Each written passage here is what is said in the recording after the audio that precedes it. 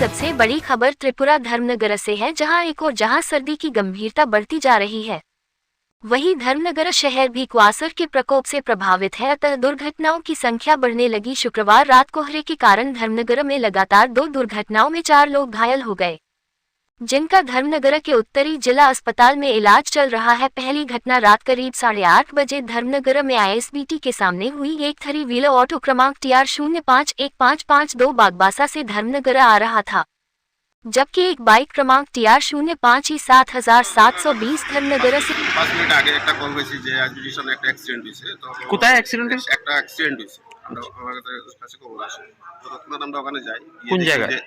আইসবিটির সম্মুখে। আচ্ছা, গিয়ে দেখি যে একটা বাইক এবং একটা মালবাহী অটো ফেস টু ফেস সংঘর্ষ হয়েছে। তাতে আমরা একজন ইনজুর্ড পার্সন পাইছি, তার নাম হলো দিগ্বিজয় দাস, বাবার নাম হলো ধনঞ্জয় দাস, বাড়ি চন্দ্রপুর।